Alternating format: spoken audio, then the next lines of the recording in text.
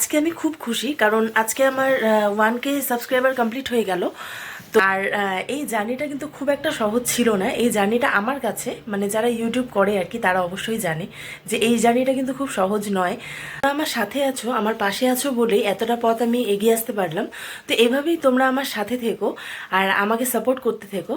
তো এই দিনটার অপেক্ষায় বহুদিন থেকে ছিলাম। তো এই দিনটা আজকে আমরা একটু ছোটো মোটো করে সেলিব্রেশন করব।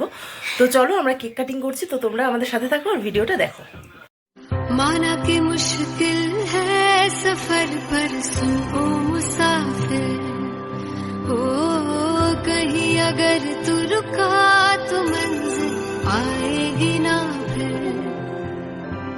कदम कदम मिलाए जा, गगन गगन झुकाए जा, रख हौसला कर फैसला, तुझे वक्त बदलना है। डरना तो बंदया, रुकना तो बंदया, राह पे चल बंदया,